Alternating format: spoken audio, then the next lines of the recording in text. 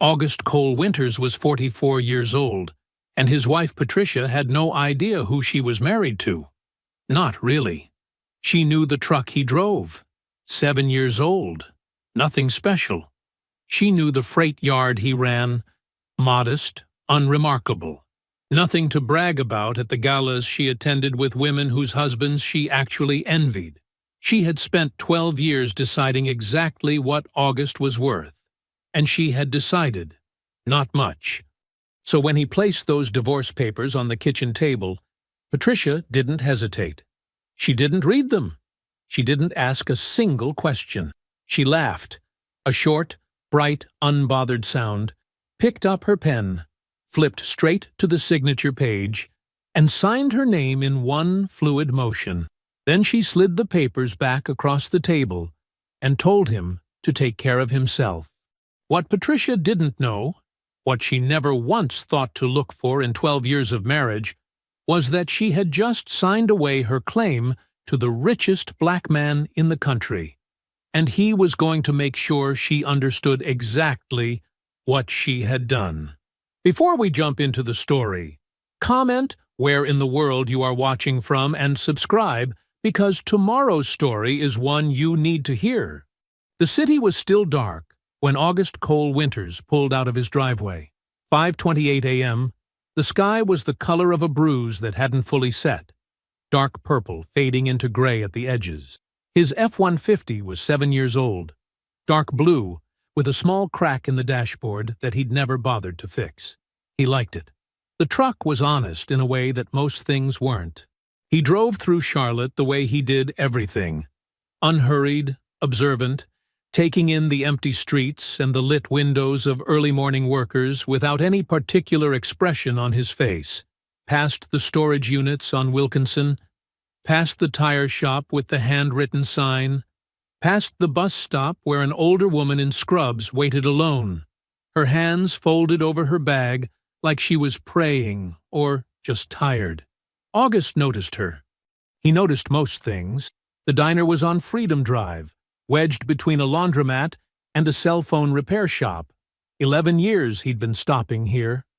The sign in the window still had a crack in the plastic from a hailstorm that came through back in 2019.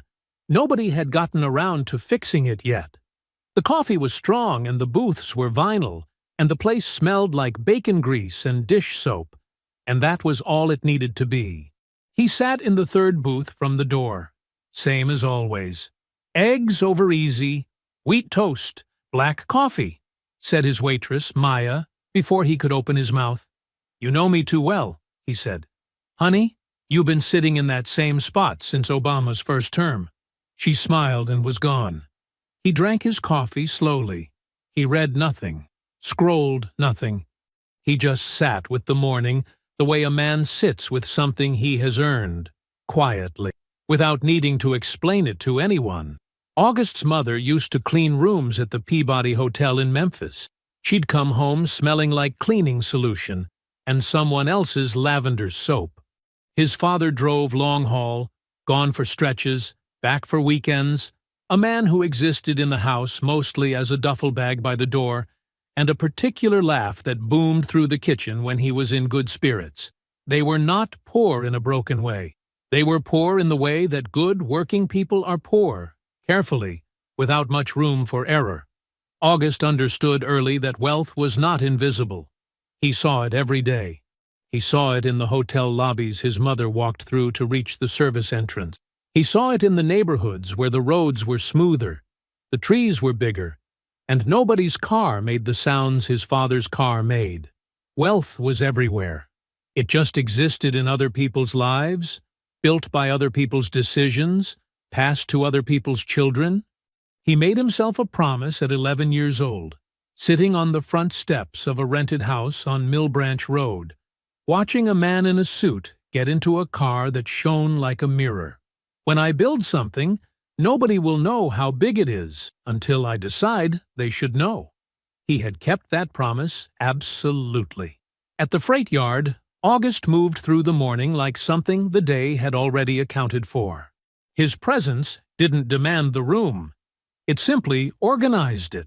A scheduling dispute between two drivers resolved itself when they saw him walking their direction. A vendor call that had been sitting unanswered for 2 days got returned before he finished his second cup of coffee. His operations manager, Dale, a thick-armed man from Gastonia who had worked for August for 6 years, handed him a clipboard without being asked and walked beside him for 12 minutes, giving him a clean summary of the week's numbers. August listened. He asked 3 questions, precise ones.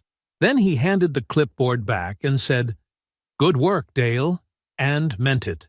Around 10:15, he stepped away from the dock floor and walked to the far end of the lot, near the chain-link fence where the grass grew in patchy and wild. He made a call. His whole body changed when the phone reached his ear. Not dramatically.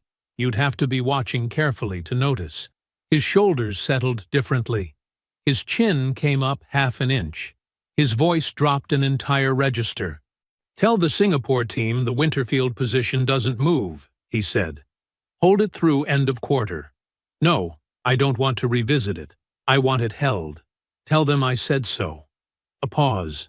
He looked out at the fence line, eyes distant. "Yeah, call me Thursday." He hung up, stood there for one quiet moment. Then he walked back to the dock floor, picked up a clipboard, and asked Dale about the Tuesday delivery window. That evening, Patricia was on the phone in the living room when August came through the front door. She didn't look up. He set his keys on the hook by the door. The hook he'd installed himself, a Sunday afternoon project she'd described as unnecessary, and went to the kitchen to pour a glass of water. From where he stood, he could hear her clearly. "He runs a freight company," she was saying. Her voice was light, social. The voice she used when she wanted a room to like her. "Does fine. It's not exactly empire building, but it pays the bills." A small laugh. Airy. Like the whole subject was mildly amusing and not worth much more than that. Anyway, she drifted into the other room, voice fading. August stood at the kitchen counter. He took a slow sip of water. His face told nothing. He set the glass down and looked out the window at the darkening backyard, the oak tree, the fence, the neighbor's light coming on. He said nothing. That night, Patricia turned away from him the moment the lamp went off. No words, no movement toward him, just the clean, practiced architecture of a woman who had made a decision about her life and was simply waiting for it to catch up with her intentions. August lay still, eyes open. The ceiling above him was dark and featureless. He was not angry. He was watching. There was a difference, and he had always known it. He was in the kitchen the next morning, coffee in hand, when Patricia's phone lit up on the counter. He wasn't looking at it, not deliberately, but the screen was there, and the name was there, and he saw it the way you see something you weren't searching for. All at once, cleanly, without any possibility of unseen. Darius. He looked at the screen. He did not move. He did not pick it up. The phone went dark. He set his coffee mug down on the counter, slowly, with the precise, deliberate care of a man who has decided that whatever he does next, he will do it right. He looked at the dark screen for a long moment. It was the 3rd time this week. The following Tuesday, August left the freight yard at 2:30. No announcement, no reason given. He told Dale he had an errand, grabbed his jacket off the hook in his office, and walked to his truck with the same unhurried step he brought to everything. Dale didn't ask questions.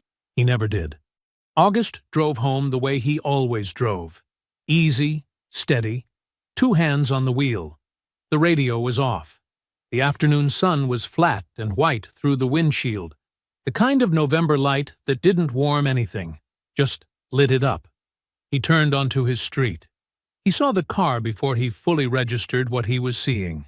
Darius's black Audi, parked 2 houses down from his own, not in a driveway, not at the curb in front of anything in particular, just nosed in at a soft angle, the way a car gets parked by someone whose mind is somewhere other than parking. August's foot came off the gas. The truck slowed. He He stopped in the middle of the street. He sat there and looked at the car, at the empty driver's seat, at the angle of it, that careless, distracted angle. The street was quiet. A dog barked somewhere. A leaf skittered across the asphalt in front of his bumper. August put the truck in reverse, backed up to the corner, turned, and drove away. The gas station was 2 blocks over on Statesville Avenue, a BP with a broken pump on the far end that had been broken for as long as August could remember. He pulled into the lot and backed into a space where he could see the road. He turned the engine off. He did not get out. He bought nothing, called nobody, looked at nothing on his phone. He just sat with his hands loose in his lap and watched the street. A woman pushed a stroller past. A delivery truck rumbled through. The broken pump stood there like it had given up on itself years ago, and made peace with it. 43 minutes later, the black Audi rolled past on the main road heading east. August watched it go.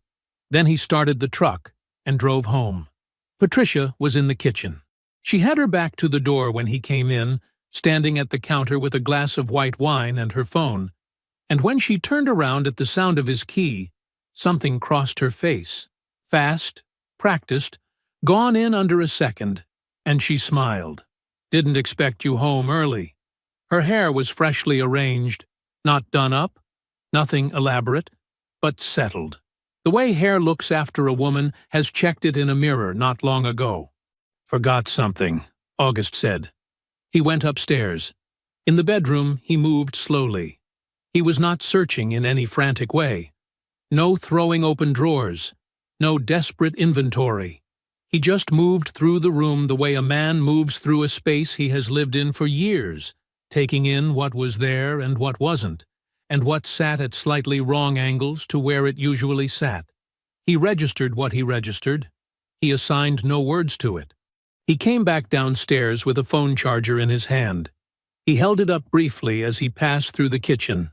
"Found it," he said. Patricia nodded and turned back to her phone. He made dinner. He set the table. They ate across from each other, and Patricia talked about a fundraising committee she was joining, and a friend's husband who had gotten a new position. And August listened and asked a question here and there and ate his food, and was, to all outward appearances, exactly who he had always been. Completely unreadable. That night he lay still until Patricia's breathing went long and even, and her body settled into the deep, boneless weight of sleep. Then he got up, put on his shoes, and went out to the truck. He didn't start the engine. He just sat in the dark driveway with the door closed and the windows up and the neighborhood quiet around him. He opened the security app on his phone. The cameras had gone in 2 years ago, after a break-in 3 houses down. That was what he had told Patricia. It was even true. He pulled up the footage archive. He went back 90 days, the full length of the storage window, and he started to look. Tuesday, Darius's car. Thursday, Darius's car. He kept going back. Tuesday, Thursday, Tuesday, Thursday. The timestamps were consistent to within 20 minutes every single time. Arrival in the early afternoon. Departure before 5. For the full 90 days, every week, without a single exception. August sat with that for a long time. This was not something that happened, and then happened again. This was not an accident that became a pattern. This was a schedule, built with the calm confidence of people who believed, completely and without question, that no one was paying attention. He sat in the dark truck until the sky outside began to go gray. Then he called Ruth Ann. She picked up on the second ring. "I need you," he said. Her voice was steady and immediate. The voice of a woman who had been ready for this call for longer than she would ever say. "I'll put the coffee on." August pulled into Ruth Ann's driveway just as the sky was turning from black to the flat, bruised gray that comes before sunrise. The porch light was already on. She had heard his truck. She met him at the door in her robe with 2 cups of coffee, and she did not ask him how he was doing.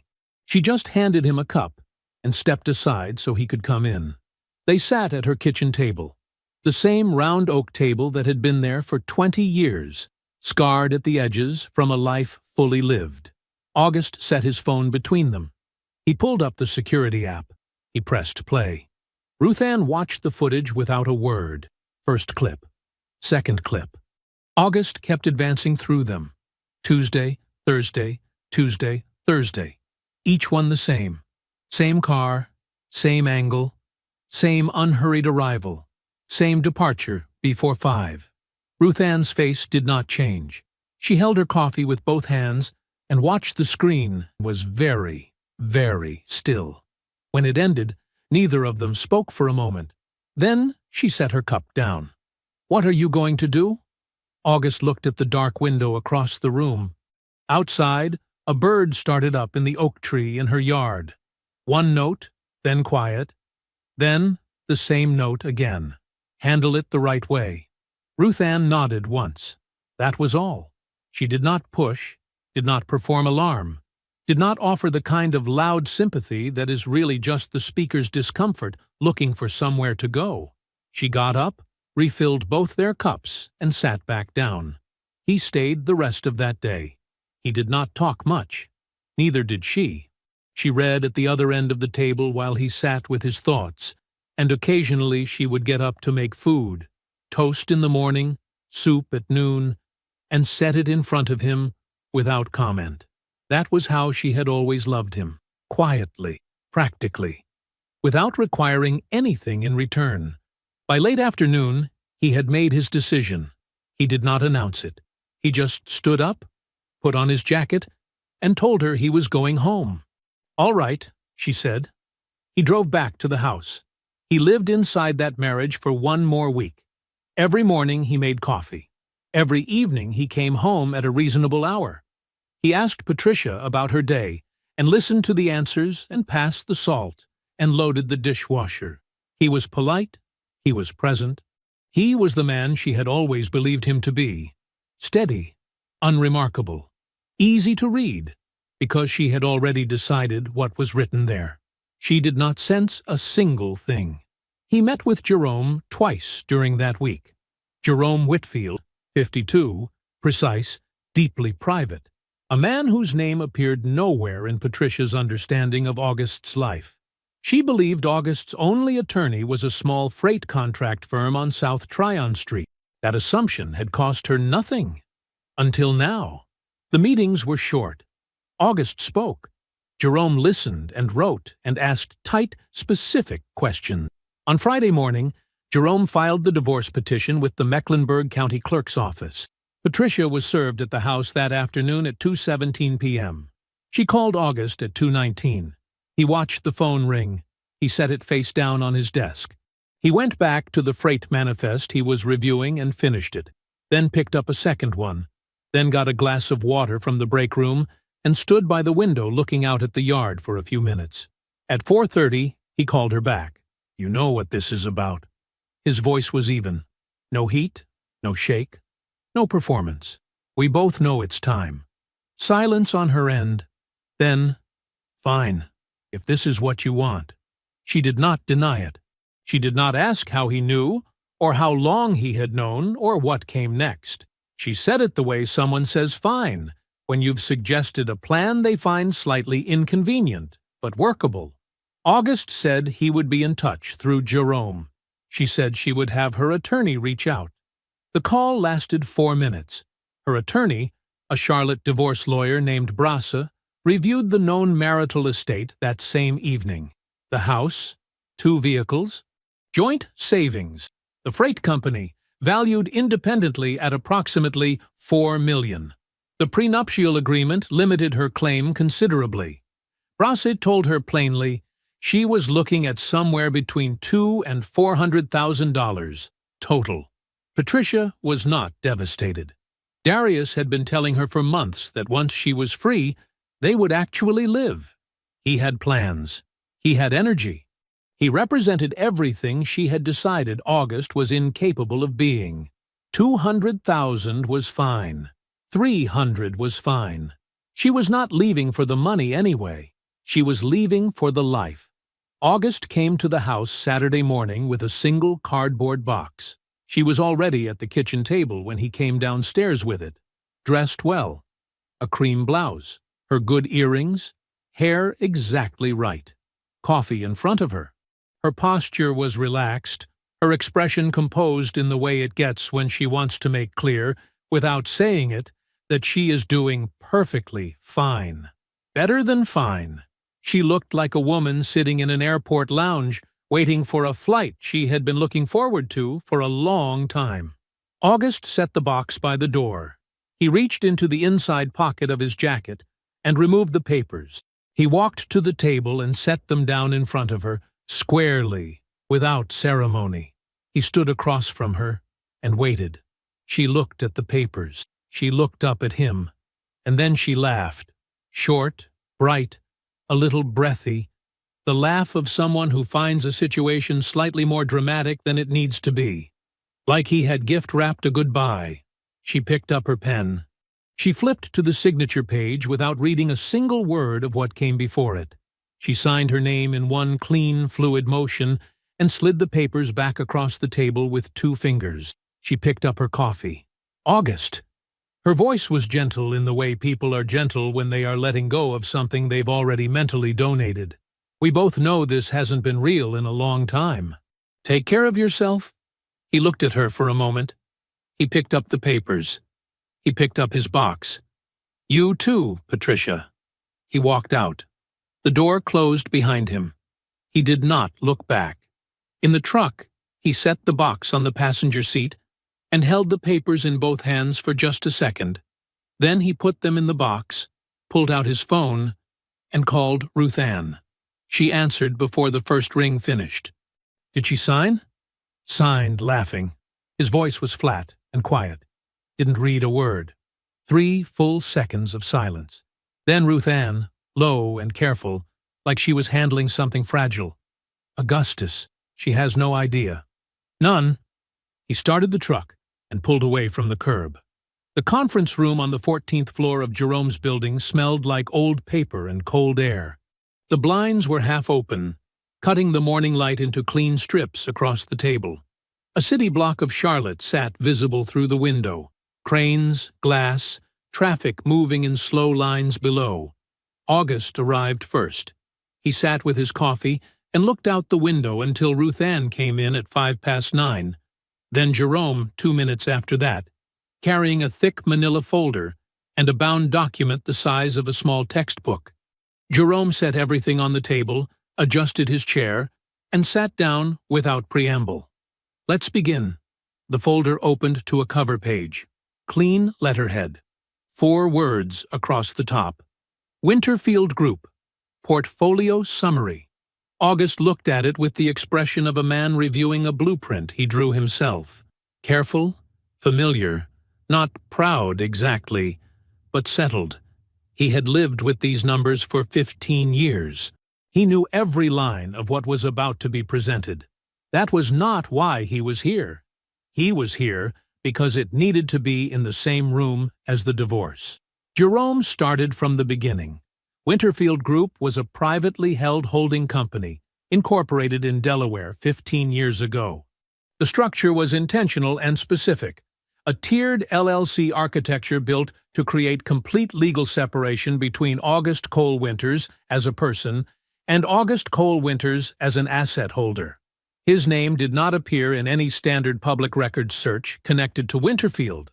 The managing member of record was a trust. August was the sole beneficiary of that trust.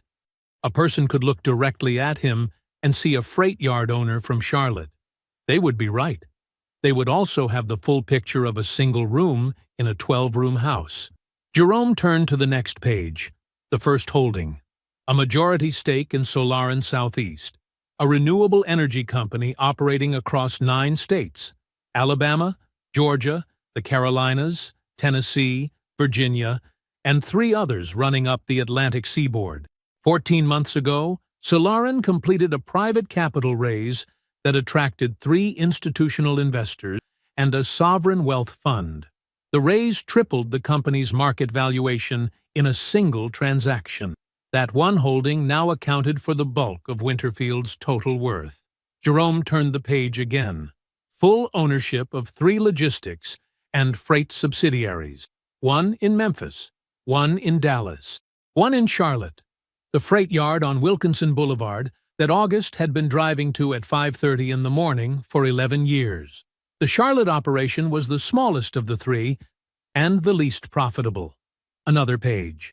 A national commercial real estate portfolio, 12 cities, office buildings, warehouse conversions, a mixed-use residential development in South Atlanta currently in the final phase of construction. $60 million, 400 permanent jobs projected. Breaking ground in 4 months. Jerome closed the main portfolio and slid the bound document across the table.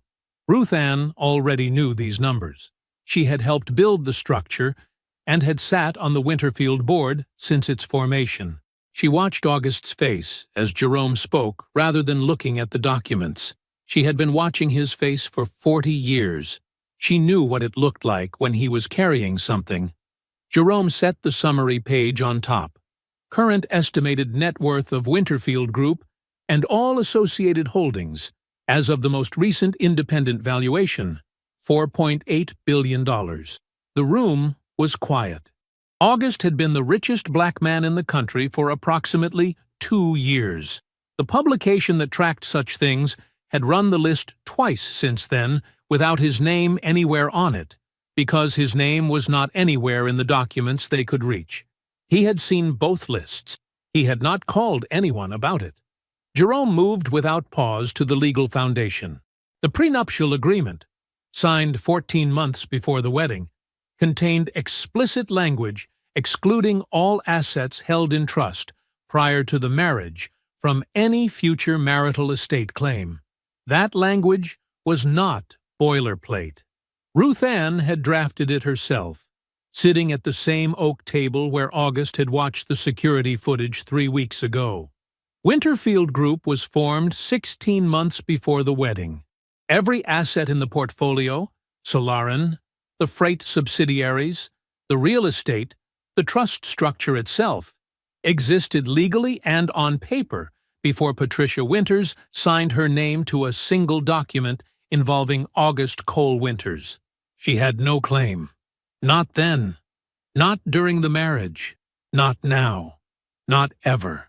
She had signed those divorce papers laughing, slid them back across the table like she was returning a sweater she'd never liked, and walked away from $4.8 billion because, in 12 years of marriage, she had never once asked to look at anything. Jerome finished and folded his hands on the table. August was quiet for a moment. He looked at the summary page. Then he asked the only question he had. "Does Darius know about Winterfield?" Jerome's answer was immediate. "No. He knows the Charlotte freight operation. That is all." August nodded. One slow nod.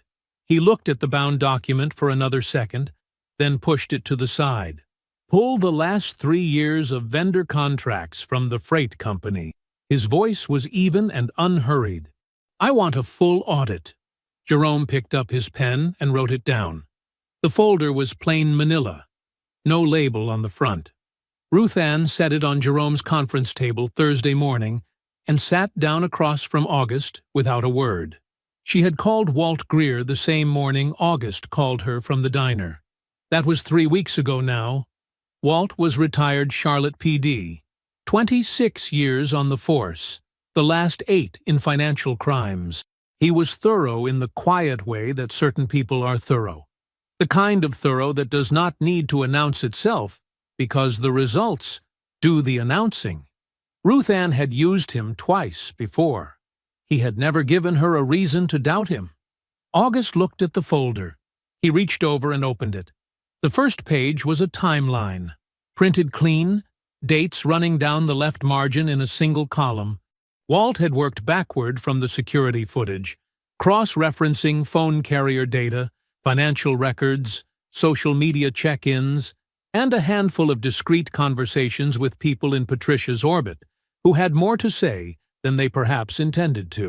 He had done it carefully and quietly, the way a retired detective does when he respects the person who hired him. The affair was not 3 months old, it was 4 years old. August read that line twice, not because he didn't understand it, because he was letting it settle into the correct place inside him.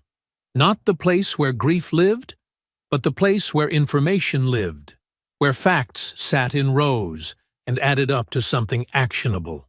4 years, which meant it started 2 years into the business partnership with Darius. He looked at the dates on the timeline.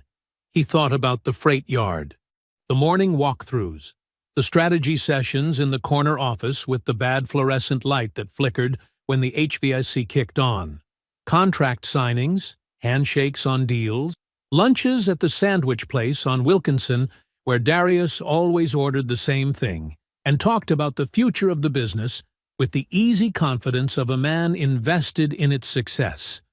Every single one of those conversations had happened while Darius knew what he knew. 4 years of sitting across from August, looking him in the eye, laughing at his jokes, asking about his opinions, accepting his trust like it was something he deserved. While he was driving to August's house twice a week on a schedule he had apparently kept, with the same discipline he brought to the yard. August set the first page down. He moved to the second. Walt's second finding was different in nature. It did not involve cameras or carrier data. It involved people, specifically the people in Patricia's social world, the galas, the fundraising dinners, the birthday gatherings in other women's homes where wine was poured, and reputations were quietly managed or quietly destroyed, depending on the night. Walt had spoken to 4 people. 3 of them had volunteered information before he finished his question. The picture that emerged was consistent enough to be a habit. Patricia had been telling people, for years, in the rooms where she most wanted to be taken seriously, to the women whose approval she had chased for the entire duration of the marriage, that August would never amount to anything. Not once, not in a moment of frustration that she walked back later. Consistently, publicly. As a narrative she returned to often enough that multiple people in her circle recalled specific instances without prompting. At a fundraising dinner 18 months ago, she described herself to 2 women and a man standing near a window overlooking a hotel ballroom as a person who had tried, who had sacrificed, who had stayed longer than she probably should have. She said August lacked vision, that he was comfortable in a way that small people were comfortable, not at peace, but just settled. She said she deserved a life that matched what she was actually capable of. All 3 people Walt spoke to remembered it. One of them had written it in a group text the next morning as a piece of gossip. A birthday gathering 2 years before that. Different room, same story. The same language about sacrifice and settling, and a husband who didn't have the drive to build anything real. August read each entry. His face did not change. He thought about the house on Hopedale Drive that his money had paid for, the car in the driveway, the charity events Patricia attended with his credit card in her bag, standing in rooms full of people she wanted to impress, telling them he was nothing, while everything he had built sat completely invisible beneath the surface of a life she had decided was beneath her. He closed the folder. The room was quiet. Outside, 14 floors below, Charlotte moved in its ordinary Thursday morning way. Trucks, traffic, the distant sound of a horn. August was still for a long moment. Then he said, "She was telling them who she was married to." He looked at the cover of the folder. She was wrong about that too. He looked up at Ruth Ann. "I want the freight company audit on my desk by end of week." Jerome arrived at Ruth Ann's house at noon on Friday, carrying a bound document about an inch thick. No briefcase, just the document in his hand and a look on his face that August had learned to read over 10 years of working together. Jerome did not rattle easily. He was a man who had reviewed ugly financial situations his entire career. Divorces, fraud cases, estate disputes where families dismantled themselves over money, and he had developed the kind of professional stillness that comes from years of being the person in the room who cannot afford to react first. But his jaw was tight. That told August something before a single page was turned. Jerome sat down at Ruth Ann's kitchen table, set the document in front of August, and opened it to a page marked with a red tab. He did not say anything yet. He just let August look. The heading on the flagged page read, Vendor Contract Irregularities, Summary of Findings. Beneath it, 3 years of the Charlotte Freight Company's vendor records had been laid out in clean columns. Contract dates, vendor names, invoice amounts, payment receipts. The auditors Jerome had commissioned were a small firm out of Raleigh, specialists in forensic accounting, hired under a confidentiality agreement that named only the Winterfield Trust as the engaging party. They had taken 11 days. August read the summary slowly. Darius had been running a shell company on the side. A vendor called Triton Freight Solutions, LLC, registered in South Carolina. No website, no physical address, no employees of record. Just a name on paper and a bank account. Over 37 months, Triton had been contracted for freight brokerage services through the Charlotte yard. The invoices were modest, never large enough to stand out on their own, always kept inside the range of what a mid-size freight yard routinely paid for brokerage work. $4,000 here, $7,000 there, $11,000 on a busy quarter. Each one looked ordinary from a distance. Up close, the auditors found something else. The services Triton billed for were never performed. The brokerage transactions existed on paper only. The money that went out to Triton went straight into an account that fed, through 2 intermediate transfers, into a personal account belonging to Darius Okafor. 3 years, 37 months of careful, patient skimming. Total amount, $884,000. August turned to the next flagged page. The auditors had laid out the pattern in a table. Amounts per quarter, vendor name rotations, the specific cadence Darius had used to keep each individual transaction from triggering an internal review. He had been methodical about it. Disciplined. He staggered the amounts so no single quarter looked unusual. He rotated the listed vendor contact names so the same name never appeared too many times in sequence. He spaced the invoices at irregular intervals, which was actually the detail that first caught the auditor's attention. Genuine vendors follow predictable billing cycles, and Triton never did. That irregularity, in the end, was the thread that unraveled all of it. August thought about that for a moment.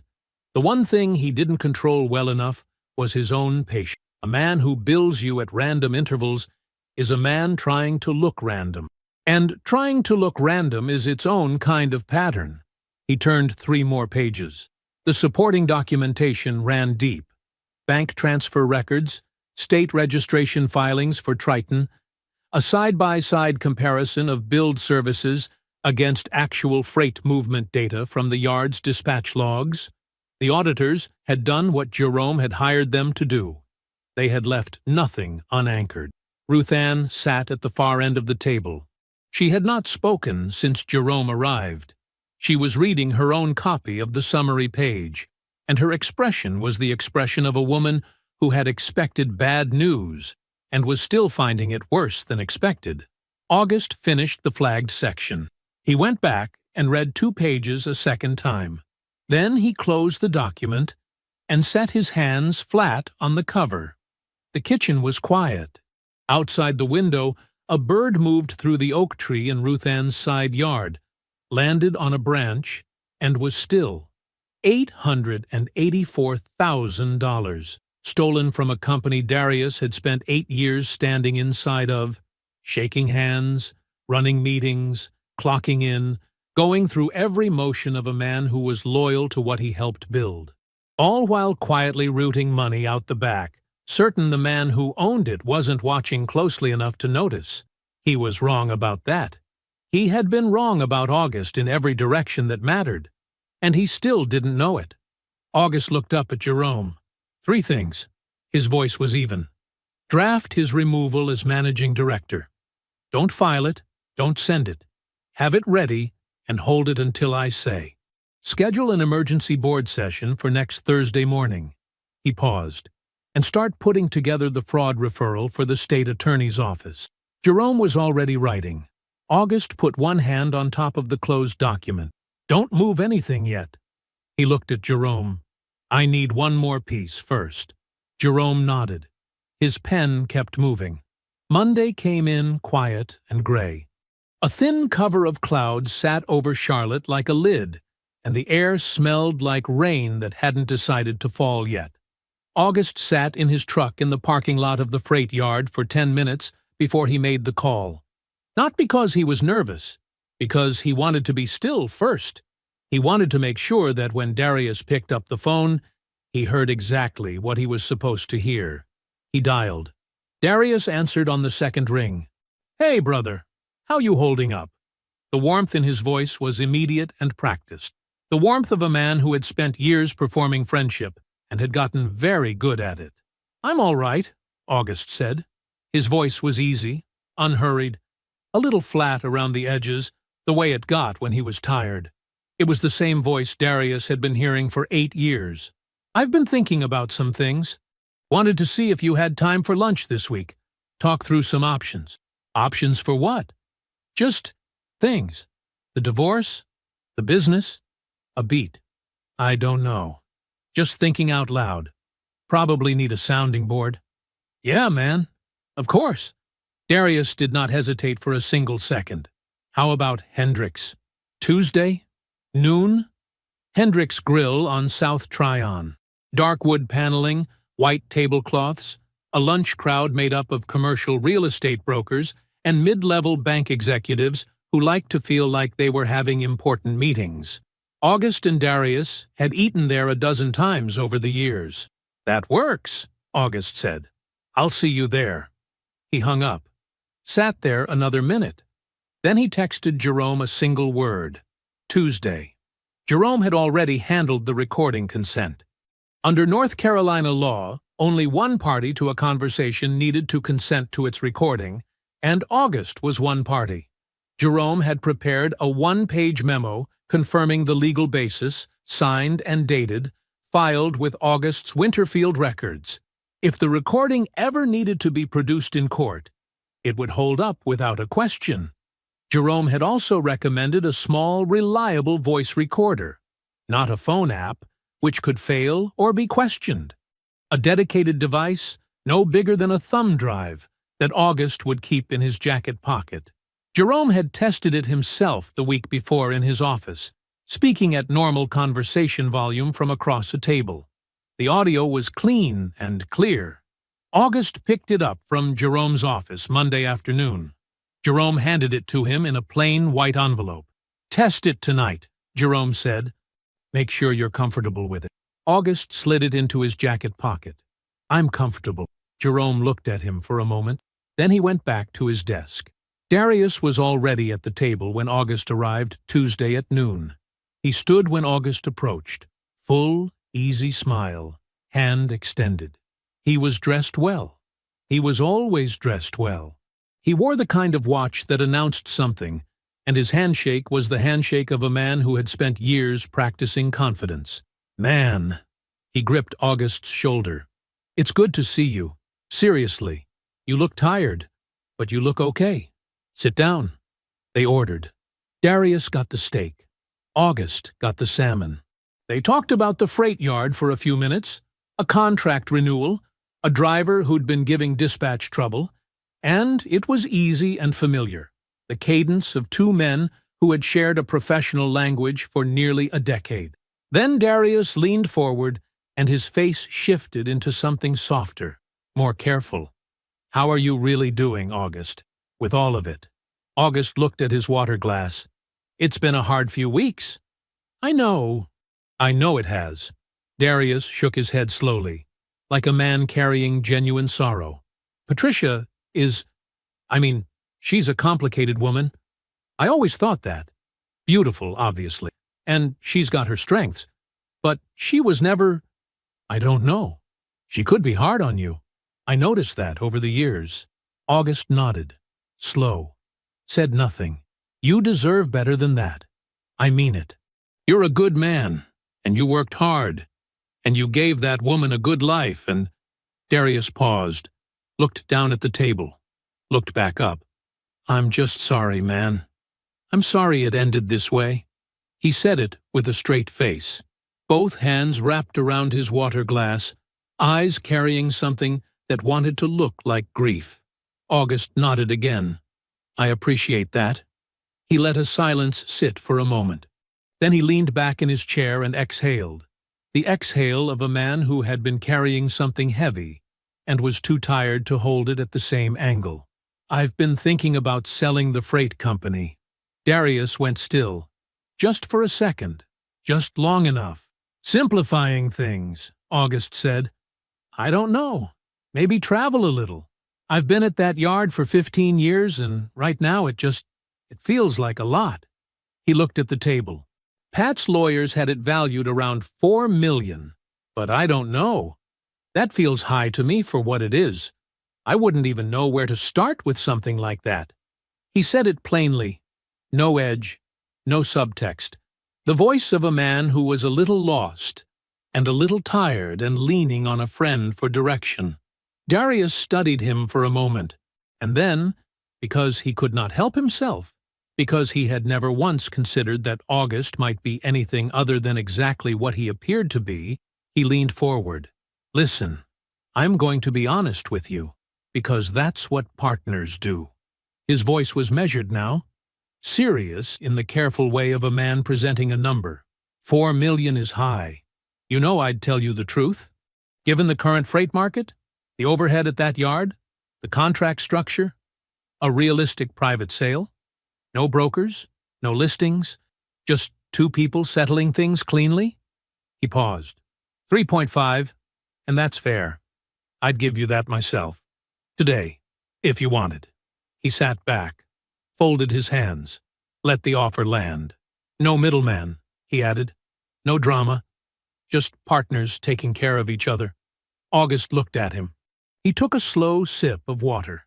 He nodded once, like he was turning it over. "Let me think on it," he said. "Of course, no rush." Darius smiled, easy, warm, the smile of a man doing a favor. "That's what I'm here for." August picked up the check when it came. Darius reached for it out of reflex, and August waved him off. Unhurried, ordinary. They walked out together, shook hands in the parking lot. Darius's grip was firm and confident, the grip of a man who believed the best part of his afternoon was still coming. August watched him pull out of the lot. Then he got in his truck, drove 12 minutes to Ruth Ann's house, and sat down at her kitchen table. He took the recorder out of his pocket and placed it between them. He pressed play. The lunch filled the kitchen. Silverware, background conversation, Darius's voice moving through its performance with the ease of long practice. "I'm sorry, man. I'm sorry it ended this way." Then the offer, clean and specific. 3.5. And that's fair. I'd give you that myself.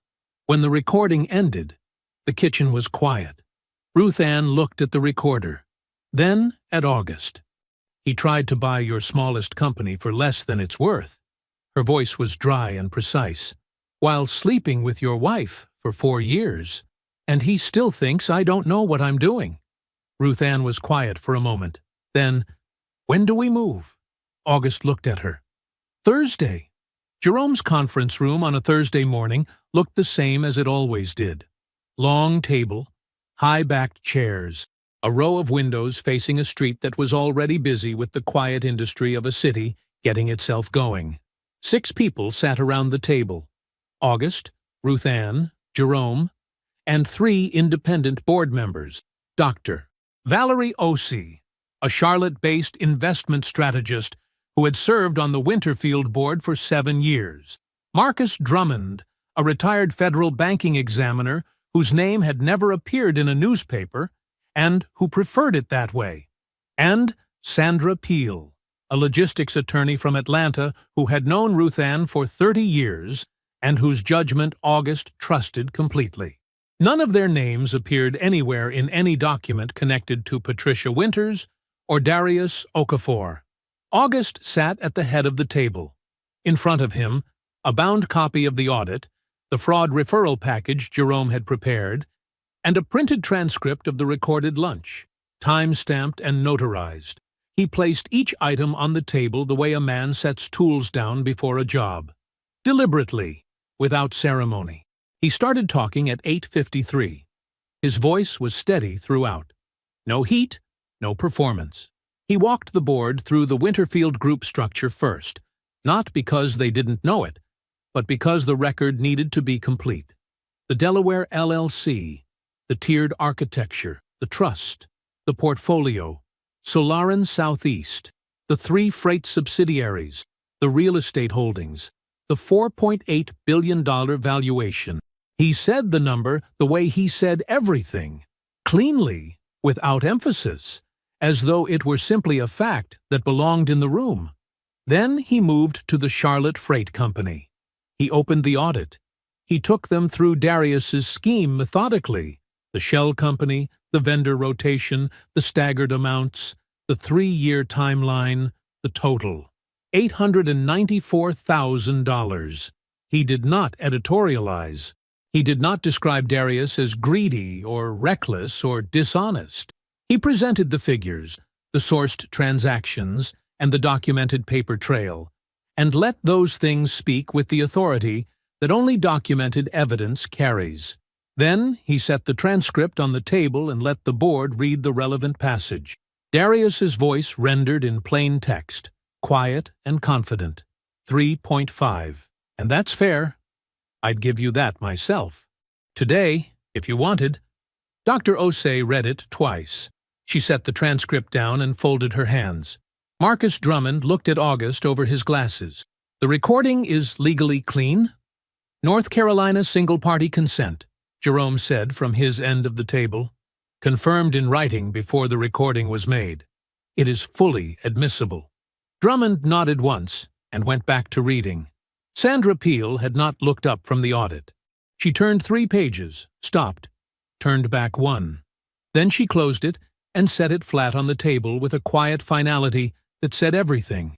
August looked around the table. The motion before the board is to authorize Darius Okafor's immediate removal as managing director of the Charlotte Freight operation, the filing of a civil suit for breach of fiduciary duty and fraud, and the transmission of the state attorney referral.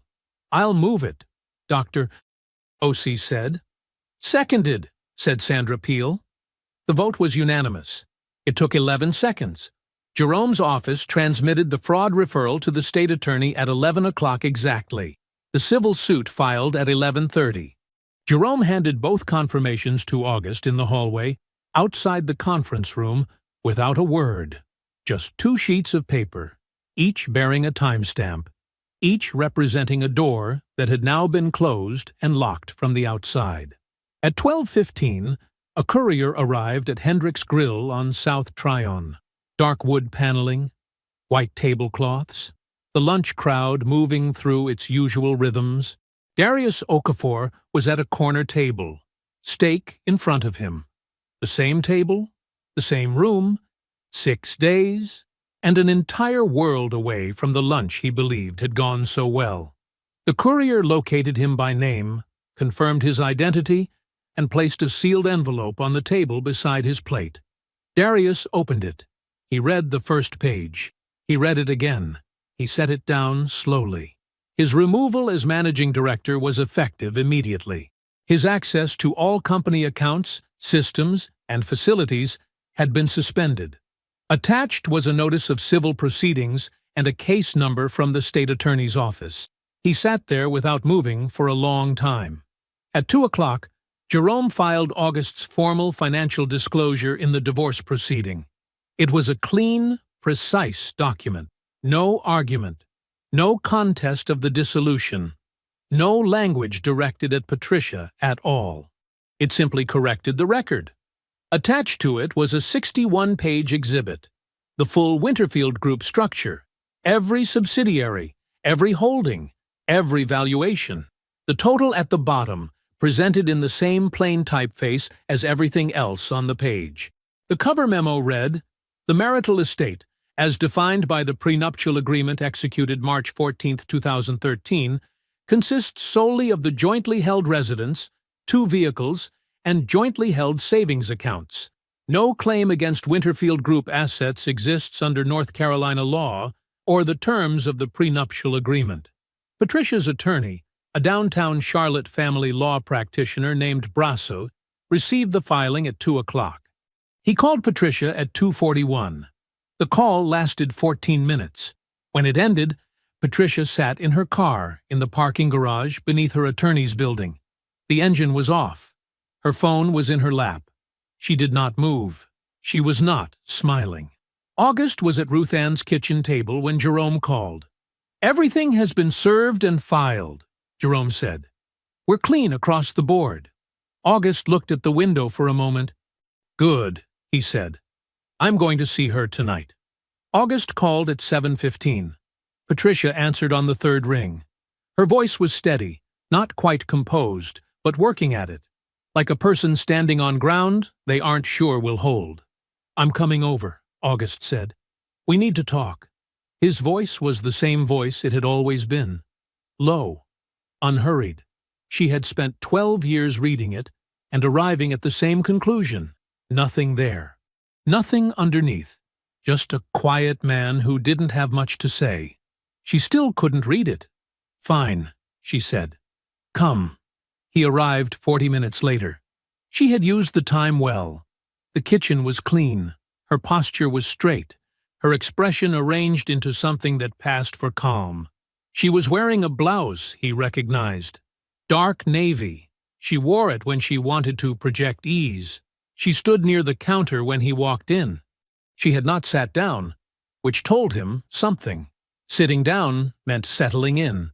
She was keeping herself ready to move. August looked at her for a moment. Then he pulled out a chair at the kitchen table, the same table, and sat down. He folded his hands. He looked at her until she came to the table and sat across from him. The kitchen was very quiet. He started at the beginning. 4 years, he said. "Not 3 months. 4 years. Tuesdays and Thursdays.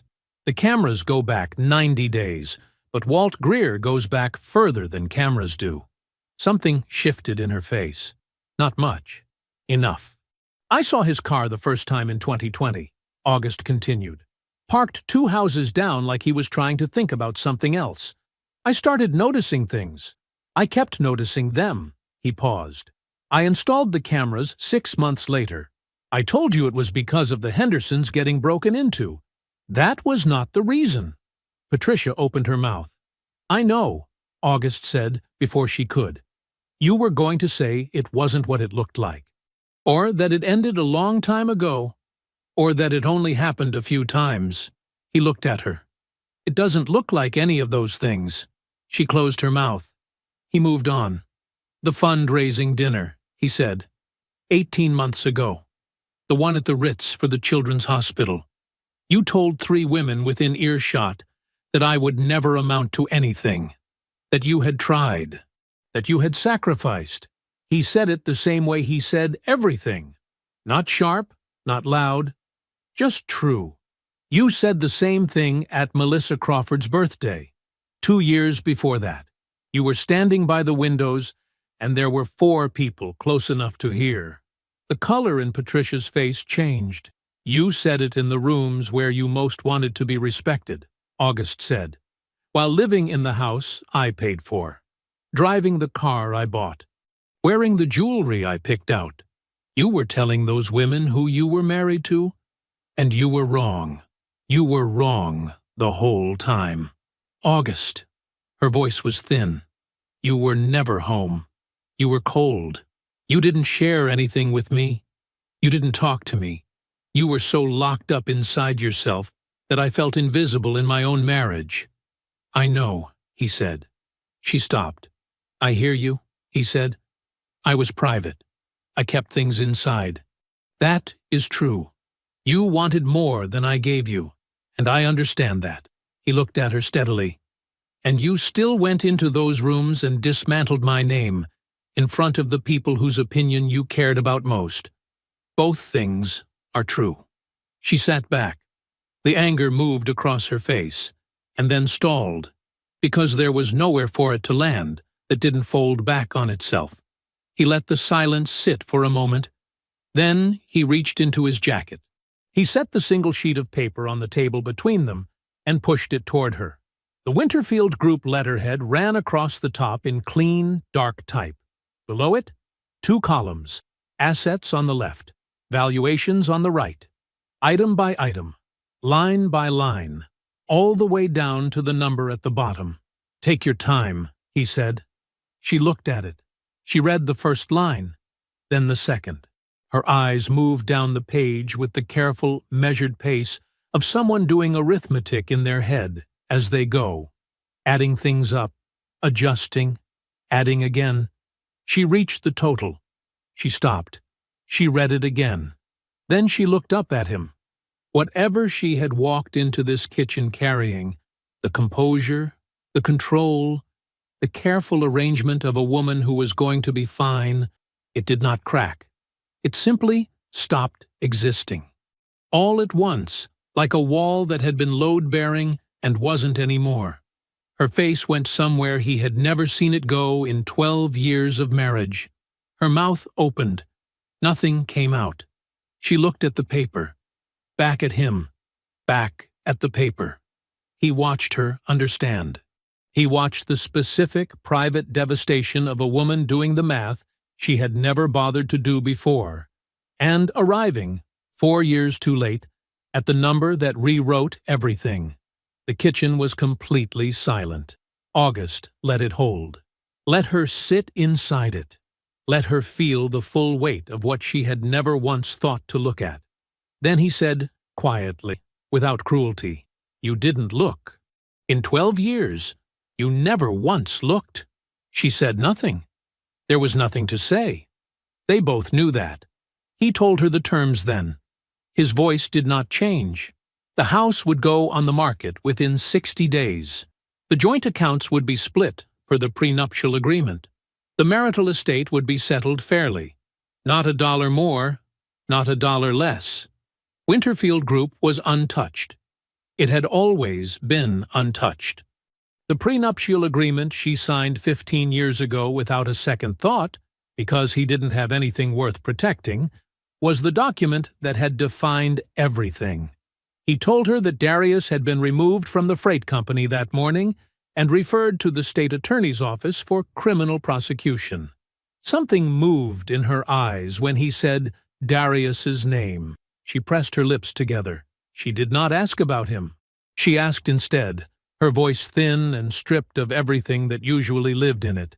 "Are you going to make this public?" August looked at her for a moment. "Patricia." He said her name the same way he had always said it, without weight, without anger. "I spent 15 years being invisible. You didn't notice once." He paused. "You think I'm going to stand in the street and announce myself now?" He stood up. He buttoned his jacket, one button, and smoothed the front of it. He looked at her once more. Not long, not hard, just a look. "Jerome will have the final settlement documents to your attorney by Friday." He walked out of the kitchen, down the hall, through the front door. It closed behind him. Patricia remained at the table. The portfolio summary was still in front of her. She did not move it. She did not move at all. She sat in the quiet of the house, his house, she understood now, in ways she had never understood before, and stared at the number that had rearranged the last 15 years of her life. 18 months later, August Cole Winters stood on the roof of a building that had not existed 2 years ago. $60 million of glass and steel rose up around him. Clean lines, wide windows, a structure built on purpose in a neighborhood that had been told for decades it wasn't worth the investment. Below, on the street, the ribbon-cutting was already underway. He could hear it. The crowd, the applause, the warm voice of the mayor moving through a microphone. 400 permanent jobs. A neighborhood that looked different than it had before. A block that would not go back to what it was. August stood at the roof's edge and looked out at the Atlanta skyline and said nothing. Ruth Ann was beside him in a yellow dress that caught the late morning light. She had her arms crossed loosely in front of her, not from cold. The October air was mild, but in the easy way of a woman who was entirely comfortable standing still. She looked younger than 71. She had always looked younger than she was. August had asked her about it once, and she told him it was because she slept well. And sleeping well came from never having done anything she was ashamed of. Jerome was on August's other side, holding 2 glasses of sparkling cider that nobody had asked him to hold. He was doing a very poor job of looking like a man who was not moved. His jaw was set a little too tight. His eyes were a little too bright.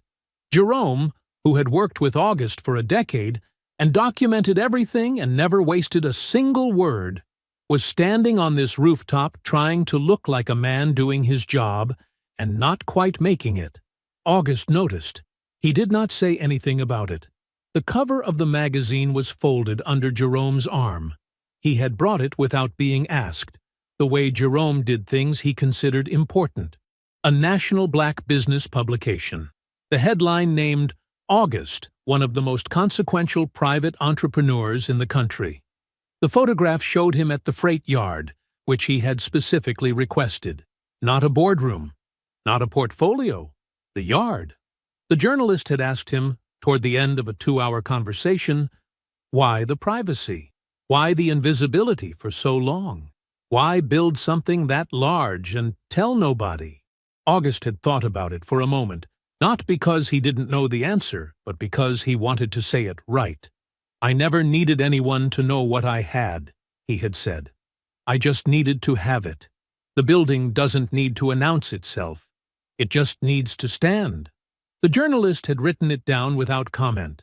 It ran as the closing quote of the In the 18 months since that Thursday evening, since he walked out of a kitchen and closed a door on 12 years, the world had continued moving in the direction he set it. Darius had settled the civil suit 8 months in. The number was not what he wanted. The criminal prosecution was ongoing, and his attorney had told him privately that his best option had been settlement 3 months before Darius was willing to believe it. His professional standing in Charlotte was finished. The logistics community was small and had long memories, and public court filings did not disappear. The shell company, the vendor names, the 3 years of careful skimming, all of it in the record, all of it readable by anyone who looked. Darius, who had spent 4 years sitting across from August and seeing nothing of consequence, had spent the last 18 months learning that the absence of noise was not the same as the absence of attention. Patricia had received her final settlement, $314,000, per the prenuptial agreement she had signed without reading 15 years ago. She had returned to Atlanta. The Charlotte social circle she spent 12 years building, carefully, strategically, one relationship at a time, had dissolved with a speed that said everything about the foundation it was built on. The women she had told about August, in those rooms, at those dinners, were not available for the conversations she needed now. And Darius, facing frozen assets and a criminal calendar, turned out to be a different man than the one she believed she was walking toward. It turned out she was not the only one he had been performing for. August did not think about her often. When he did, it was without heat. His mother had been living in the brick house on Mill Branch Road in Memphis for 14 months, the one with the wide porch, the oak tree in the front yard that she used to slow the car to look at when August was 8 years old, like she was memorizing it in case she never got to stop. August had bought it 3 months before the divorce was final, and called her from his truck to tell her it was done. She had cried. He had sat in the quiet and let her. When she finally found words, she said she didn't know what to say. He told her she didn't have to say anything. His phone buzzed in his jacket pocket. He took it out. The number was not saved.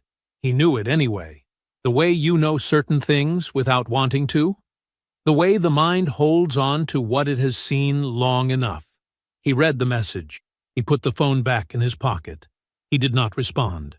He turned back to the skyline, to Ruth Ann, to Jerome still holding both glasses of cider with the careful dignity of a man committed to his task.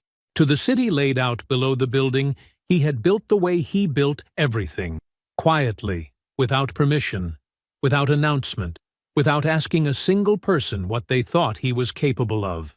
Ruth Ann looked out at the view for a moment.